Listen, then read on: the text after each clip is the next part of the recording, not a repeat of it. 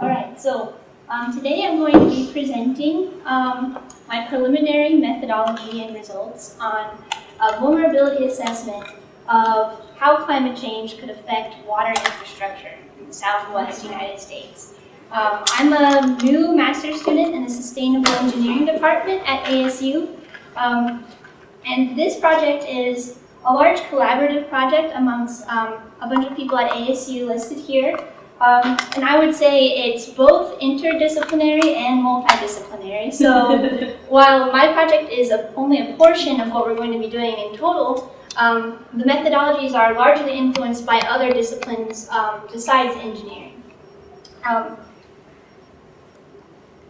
So why I said that it's a life cycle approach is because I'm trying to look at the water provision system, water infrastructural provision system in a holistic view. So I'm not just looking at water distribution, I'm looking at water extraction, water distribution, water treatment, wastewater treatment, and the sewer systems. So the motivation behind this project is that in the Southwest United States, we're going to be experiencing both an increase in average temperatures and an increase in frequency, duration, and severity of extreme heat events. And extreme heat events are periods of time where the temperature is above set standards or percentiles of average temperatures, and basically it's just a period of time where it's abnormally hot. And the idea is that these heat events and average temperatures could cause failure in our infrastructure systems, and specifically in our critical infrastructure systems. So we have evidence that heat can affect our electricity infrastructure system. This is a map that shows the 2003 blackout that occurred in the Northeast United States, where 50 million people were left without power for up to 4 days, and it was a very costly failure. And it all started with a very hot day where demand did not equal supply because it wasn't predicted correctly. And preceding cascading failure events happened. So because the demand didn't equal supply, generation facilities went offline, and then that increased the stress upon other transmission lines that were overstressed and failed due to that. And eventually, what happened was people were left without power. So the idea, and our proposed idea, is that perhaps these kind of failures could have analogous situations in the water infrastructure systems. So as I said, I'm looking at each phase of the infrastructural system for water, and we're seeing if heat input from the ecosphere is going to cause failure events that will affect people in bad ways. So traditionally, stresses on water systems are aging and power outages, and the outcoming system failures are contamination and illness resulting from that, and inadequate pressures and amounts of water for people.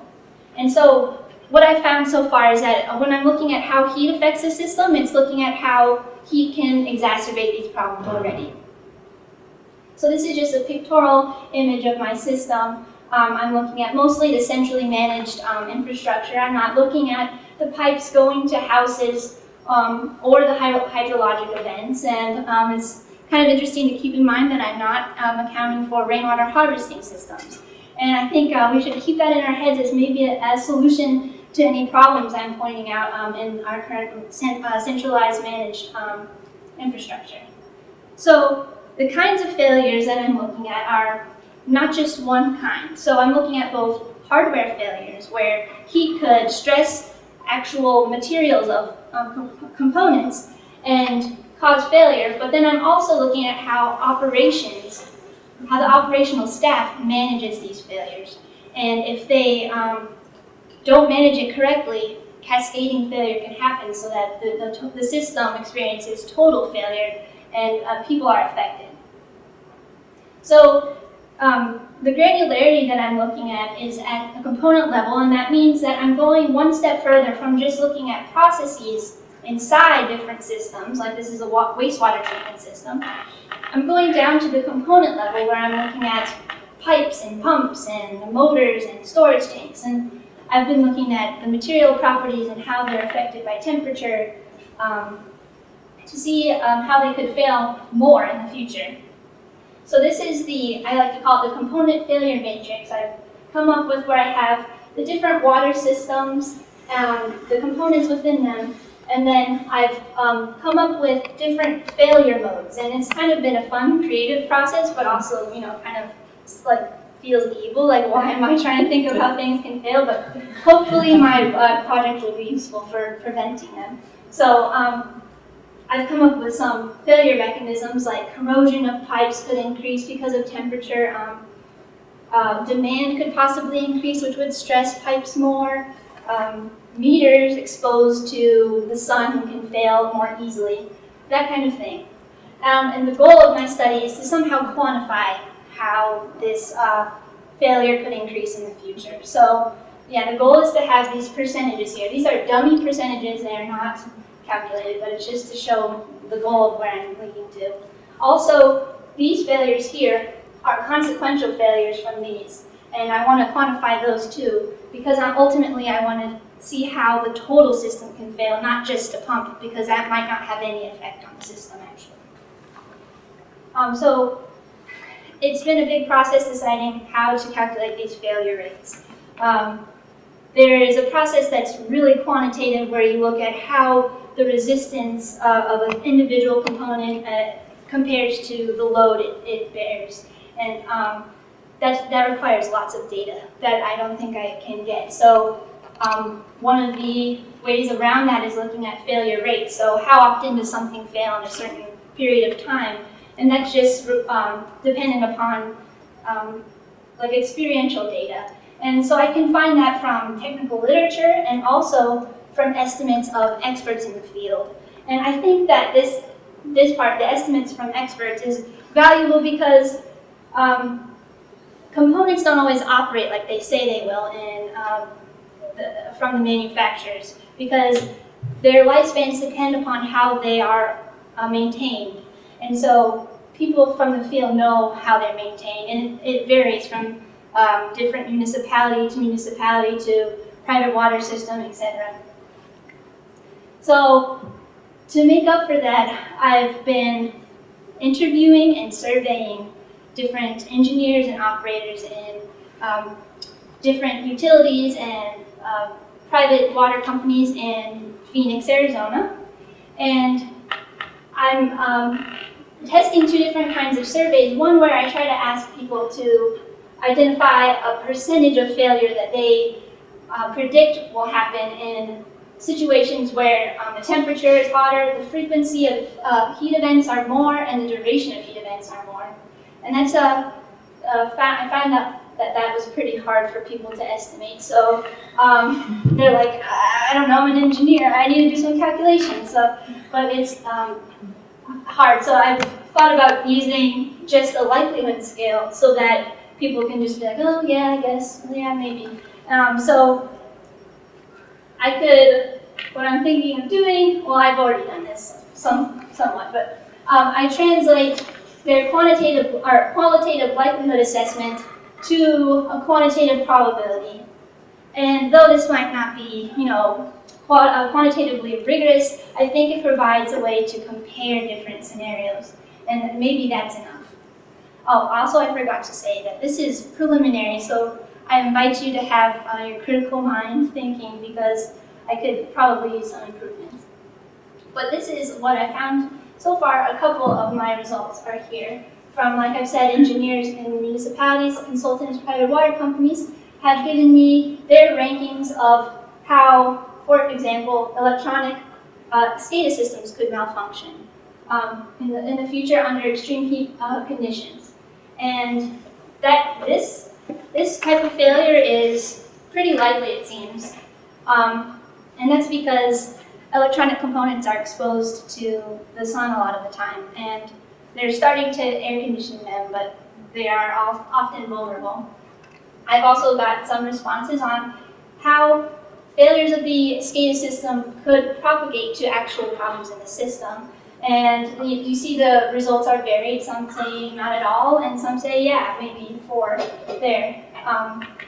So it varies, and that's because the different systems vary. The geographic location and the incoming source of water they have, it might be different. So that's what I'm running into there. Also, a very failure mode is increased demand in terms of the response people give. Some people think that the demand will increase, and some people think that water demand will decrease. And it's turning to look like actual demand is decreasing, and at least in Phoenix, due to conservation efforts. So the goal was to translate these different failure events and their probabilities that I've calculated into an event tree, which can map out how different events can lead to either cascading failure, where quality is compromised somehow, or the system could behave within safe tolerances, or if operators perform tasks correctly for the situation, the system can be managed and quality can be controlled. This specific event tree is actually a mapping out of a historical event that happened in 1993 in Gideon, Missouri. 500 people, and that's like 40% of this town, were infected by salmonella, and they all got diarrhea. And it all happened because of corrosion in pipes and tanks. And the corrosion wasn't managed, so holes formed in these structures, allowing birds to poop in the water, and the poop had salmonella in it, and eventually got into the system due to traditional management practices and infected a lot of people. So after mapping out the events in a tree, we wanted to calculate the probability of the cascading failure scenarios happening. So we've used Bayesian inference to calculate the total probability of the scenario, and that uses these events that lead to failure multiplied by the human error rate. And this is something that was developed by Robert B. in the reliability engineering field. He came up with different factors of complexity to multiply to these failure rates to account for human error. So if an event is not very difficult to do for an operator, then it will get a higher or lower factor. So I multiplied those error rates by the probability of failure of each of the events, and then also multiplied all of those together to get the scenario probability of cascading failure. And the goal of this is that in each of my event trees that I come up with for different kinds of scenario failure, I can compare how each of those scenarios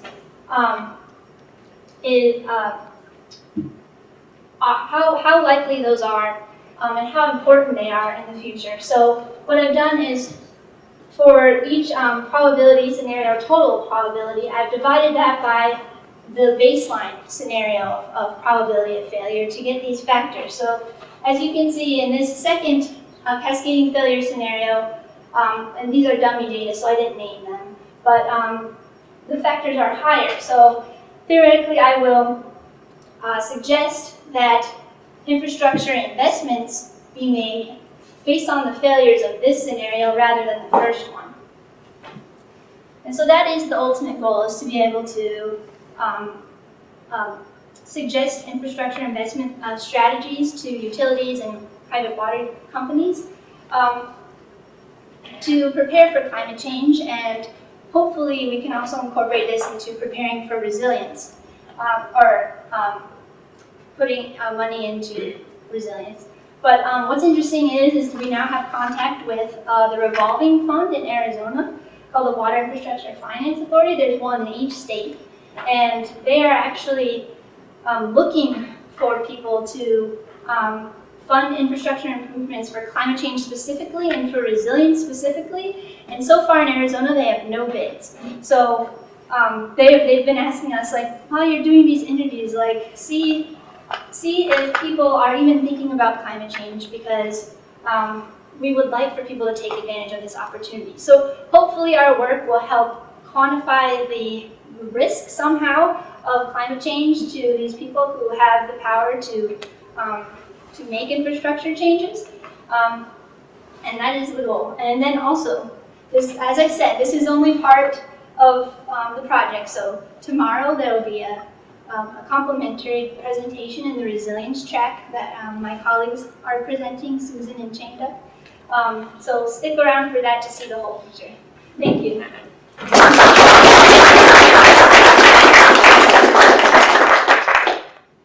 Questions?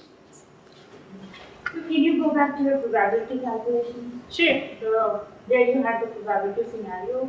The scenario calculation? Yeah. So in this, the probability of failure is what you get out of survey. What do I get out of what? So with the survey, you get those probabilities which you, so all the likelihood scale you convert to probability. Yes. So that's the probability of failure. Right here, yeah. And how do you get the error rate? Yeah, so far I've been estimating on my own judgment.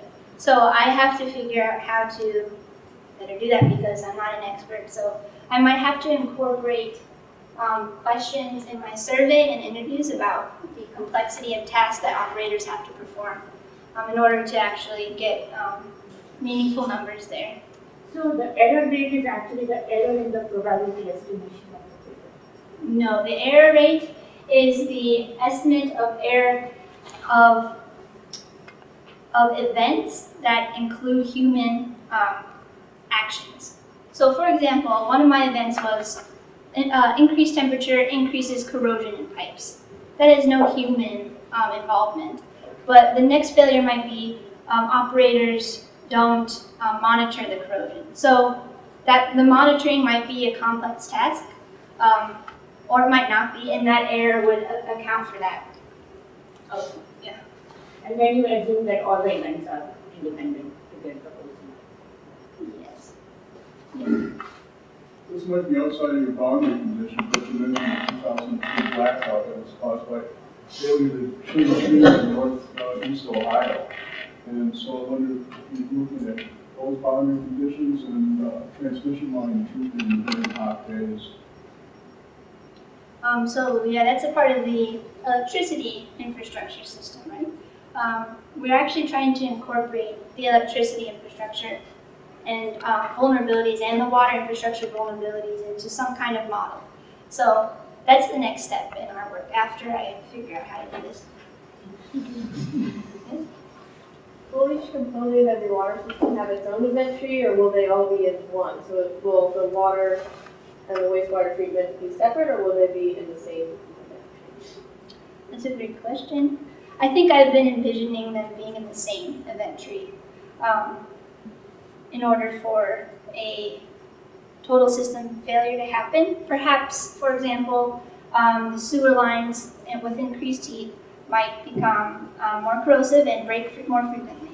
And this water that comes from the break might contaminate a source water supply for a water treatment facility.